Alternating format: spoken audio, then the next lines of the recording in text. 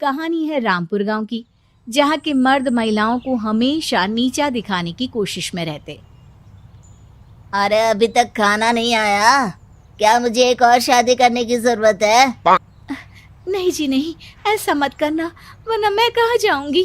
खाना लेकर मैं अभी आई जी। गांव की पंचायत में भी फैसले हमेशा औरतों के खिलाफ ही रहते। मैं जो फैसला सुनाता हूँ वो भगवान की आज्ञा होती है। इस लड़के ने अपने मन से शादी करके अच्छा नहीं किया। लड़के को घर भेज दो और इसकी शादी इसकी जाति की किसी लड़के से करवा दो। लेकिन ये लड़की, इसे तो गांव के बाहर निकाल दो। नहीं नहीं जमींदार साहब, ये क्या बोल रहे हैं? ऐसा नहीं हो सकता। मेरी बेटी मासूम है, इसे अच्छे बुरे की समझ नहीं है। अरे कहाँ जाएगी ये बेचारी? कहाँ जाएगी? इतनी चिंता है तो पूरे परिवार का गांव निकाला कर देते हैं। बेचारे पूरे बसे बसाए परिवार को गांव छोड़ना पड़ता है। चाहे जो हो, अगर बेटियों को कंट्रोल नहीं कर सकते तो गांव में रहने का कोई मतलब नहीं है। यहाँ औरतों को दब कर रहना होगा। कोई भी अपने हिसाब से कुछ नहीं कर सकता, सब ईश्वर की मर्जी से ही होगा। तभी गांव का एक आदमी दौड़ा दौड़ा आता है। सरपंच साहब, जमींदार साहब, वो कालिया है ना, उसकी बेटी पढ़ने के लिए शहर जा रही है। अच्छा, ये कब हो गया? और कालिया की हिम्मत कैसे हो गई ऐसा करने की? लेकर आओ उसे और उसकी बेटी को। बस फिर क्या था, हाजिर हो जाते हैं कालिया और उसकी बेटी सरपंच के सामने। और कालिया, ये क्या सुनने में आ रहा है? बेटी को इंजीनियर बना रहा है तू? और ये बता, गांव में तो स्कूल नहीं है, फिर कहाँ से इतनी क्लास पास कर गई तेरी बेटी? राधा, जो कि कालिया की बेटी है, उसे लगता है कि सरपंच उसकी तारीफ कर रहे हैं। सरपंच जी, मैंने ऑनलाइन पढ़ाई की है, डिस्टेंस लर्निंग से।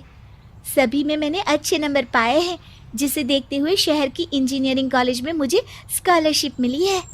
वाह जी वाह, क्या होती है ये? पहले तो ये बताओ, फिर आगे की बात करते हैं। पूरा गांव राधा की बात सुन रहा था और राधा बोलती जा रही थी। तो ऐसे मैं फ्री में एक अच्छी शिक्षा लेकर गांव में जो कुछ परेशानियां हैं, जैसे बिजली, पानी और इंटरनेट जैसी समस्याओं के लिए काम करूंगी। मैं गांव को शहर से जोड़ने के लिए पुल का निर्माण करवाने का प्रस्ताव रखूंगी। मुझे पूरी उम्मीद है कि जल्द ही हमारा गांव भी तरक्की की राह पर चल पड़ेगा। राधा की बात सुनकर सारे गांव वाले ताली बजाने लगते हैं। सरपंच को समझ नहीं आता कि वो क्या करे। चुप रह नादान लड़की, गांव के खिलाफ जाने के लिए तुझे गांव से बेदखल कर दिया जाएगा, वो भी पूरे परिवार के साथ। और हाँ, अगर ठीक से गांव में रहना चाहती है तो ये पढ़ाई लिखाई छोड़ दे। हम तेरे लिए गांव का कोई होनहार लड़का देखेंगे। तभी गांव का एक आदमी बोल पड़ता है। अरे नहीं नहीं सरपंच जी, राधा बिटिया जो बता रही है, अगर वैसा हो जाए तो हम लोगों को पैसा कमाने के लिए बाहर नहीं जाना पड़ेगा। हाँ जी, और ना ही कोसों दूर पानी के लिए भटकना पड़ेगा। हमारे बच्चे भी अच्छी पढ़ाई कर सकेंगे और आगे बढ़ेंगे, ना कि हमारी तरह खेती करते बैठेंगे। क्यों गांव वालों, राधा बिटिया का साथ देना चाहिए ना। सरपंच देखता है कि गांव राधा के साथ है तो वो चुप हो जाता है। वो घर आकर अपने सलाहकार से बात करता है, जो बहुत ही चालाक किस्म का इंसान होता है। अरे सरपंच साहब, आपको बहुत ही होशियारी से काम लेना पड़ेगा। एक बार गांव तरक्की कर गया, यहाँ के बालक पढ़ लिए तो कोई ना पूछेगा आपको। और फिर ये जो बेटा और बेटी है ना आपके, इनको भी आम लोगों की तरह ही जीवन जीना होगा। हाँ, लेकिन करे तो क्या करे?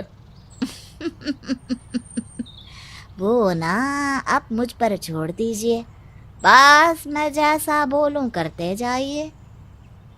अगले रोज सुबह जब गांव वाले सोकर उठते हैं तो राधा के घर के बाहर और साथ ही वो लोग जिन्होंने राधा का सपोर्ट किया था, उनके घर के आगे लाल रंग से कल आऊंगी लिखा होता है। कल आऊंगी, यह क्या होता है? अरे यह तो खून से लिखा है, लगता है कोई भूत प्रेत या चुड़ैल का साया है। चलो सरपंच जी के पास चलते हैं। सभी सरपंच के पास जाकर उसे सारी बात बताते हैं। अरे ये तो बड़ी मुश्किल की बात है। चलो मैं एक बाबा को जानता हूँ, उन्हें बुला लेता हूँ। सरपंच बाबा को लेकर गांव के घर के बाहर जाता है।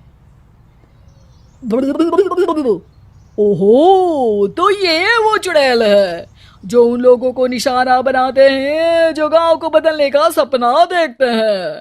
वो गांव को ऐसे ही संपन्न देखना चाहती है। वो नहीं चाहती कि कोई बाहरी यहाँ का कायाकल्प करे। क्या तुम लोगों में से किसी ने गांव को बदलने की सोच रखी है? तभी राधा की माँ रोते रोते आती है। मेरी राधा घर से गायब हो गई है।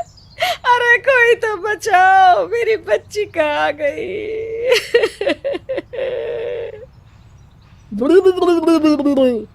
ले गई वो चुड़ैल, तेरी बच्ची को ले गई। अब वो उसे श्रापित करके छोड़ेगी, उस पर चुड़ैल का साया हो जाएगा। तभी बुरी सी हालत में राधा भी वहां आ जाती है। उसके बाल चुड़ैल की तरह फैले होते हैं और कपड़ों में खून लगा होता है। सभी राधा को देखकर डर जाते हैं।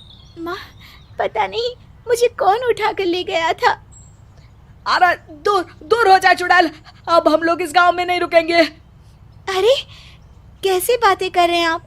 कल तो आप मेरे भरोसे गांव का हुलिया बदलने, अपने बच्चों को पढ़ाने और तरक्की उन्नति की बात कर रहे थे, तो आज क्या हो गया आपको?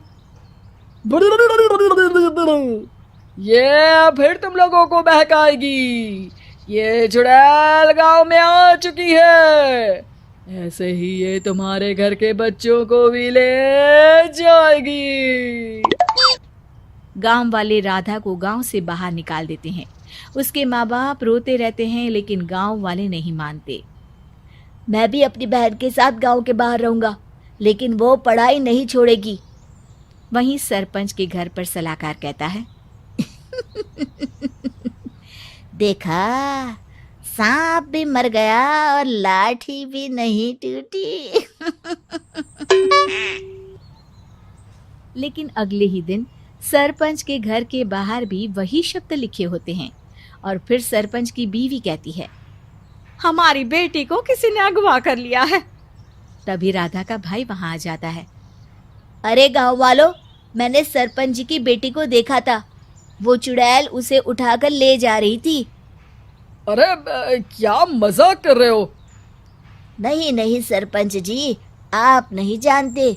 वो चुड़ैल अब आपकी बेटी में आ जाएगी, जैसे राधा के अंदर आ गई थी। तभी सरपंच की बेटी वैसी ही हालत में वहां आती है जैसे राधा आई थी। पापा, पता नहीं कैसे मैं गायब हो गई थी। चुड़ैल, इसके अंदर भी चुड़ैल का साया है, मारो इसे। अरे नहीं नहीं, इसे भी राधा के पास गांव के बाहर ही भेज दो। अरे चुप रहो, मेरी बेटी कहीं नहीं जाएगी और चुड़ैल बुड़ैल कुछ नहीं होता है। अरे कैसे बात कर रहे हो सरपंच जी? आप तो बोल रहे थे कि आपका फैसला भगवान का ज्ञान होता है, तो अपने पर बात आई तो अब आप ऐसे बोल रहे हैं। अरे ना ना ना, आपको अपनी बेटी को त्यागना ही होगा। अरे बुलाओ बाबा को। राधा का भाई बाबा को ले आता है, जिसे अब गांव वालों के डर के कारण सच बोलना पड़ता है। मैं कोई बाबा नहीं हूँ, मैं तो मोची था। ये सलाहकार महोदय ने मुझे कहा था एक्टिंग करने को।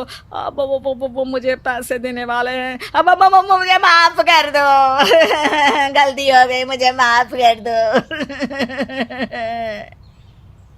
तभी वहां राधा आ जाती है। देखा सरपंच जी, जब गांव के बच्चे साक्षर होंगे तो आप जैसे लोगों की चालाकी नहीं चलेगी।